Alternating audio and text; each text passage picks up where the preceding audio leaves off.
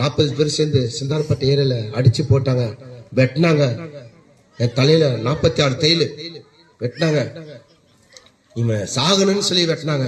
ஆனா கர்த்தருடைய கிருபை, ஏசப்பாட கிருபை என்னை பொழிக்க வச்சது. கடைசி அம்மா சொன்னாங்க, ஏசப்பா உன்னை அடிப்பாருன்னு சொன்னாங்க. ஆனா நான் சொன்னேன், ஏசப்பா அடிச்சா நான் வாங்கிக்குவேன், ஆனா இந்த பூமியில எவன் அடிச்சாலும் நான் விட மாட்டேன், கொன்னுடுவேன்.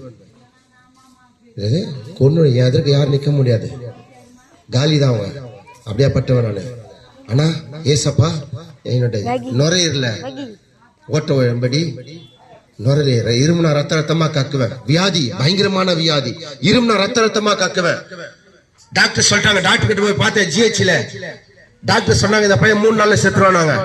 3 நாள் டைம் குத்துறாங்க. எங்க மூர் மாட்டுல பந்தல்லாம் போட்டாங்க இந்த பையனுக்கோசம். இந்த பையன் செத்துருவான் அவ்வளவுதான். எங்க அம்மா சொன்னாங்க தெரியுமா, அந்த தெய்வம் இயேசு கிறிஸ்து, அவங்க சொந்த ரட்சகரை ஏற்றுக்கொண்ட தெய்வம். அவங்க நான் வருஷம் அடியாருக்கு போவேன். என் கைத்துல மாதா சுருவதான் இருக்கும். அப்ப நானு ஜிஹெச்ல இருக்கிற போது ரத்தம் டாக்டர் டைம் கொடுத்துறாங்க. எங்க அம்மா சொன்னாங்க, இந்த ராத்திரில ஏசப்பா நோக்கி கூப்பிடு, ஏசப்பா உனக்கு சுகம் கொடுப்பான்னு. அந்த ராத்திரில நான் சொல்லுகிறேன், ஆண்டவரே இயேசுவே, நீ உண்மையா நீ உயிரோட கூட இருந்தா என்ன குணமாக்கும், என்ன வாழவையும், நான் உமக்காக வாழ நான் உதவி செய்ய, நான் உனக்காக வாழ்வேன்னு சொன்னேன். அந்த சனப்பொழுதுல ஆண்டவராக இயேசு கிறிஸ்து ரத்தம் தரித்தவராக, அப்படி உடம்பெல்லாம் பயங்கரமான காயம், பயங்கரமான அடி. அந்த மாதிரி மனுஷன் நான் பார்த்ததே இல்ல. நான் சொன்னேன், ஐயா உங்களுக்கு உங்க சரீரத்துல இவ்வளவு வேதனையா இருக்குது, நீங்க போய் டாக்டரை போய் பாருங்கயான்னு சொன்னேன்.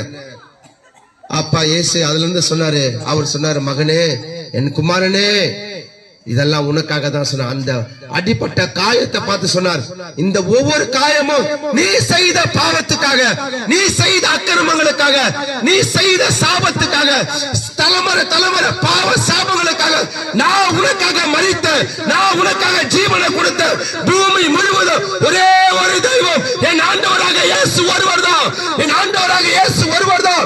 உன் பாவங்களுக்காக, என்னுடைய பாவங்களுக்காக கல்வாரி சிலுவையிலே அடிக்கப்பட்டார், ரத்தம் சிந்தினார், மரித்தார், 3ஆம் நாள் உயிர்த்தெழுந்தார்.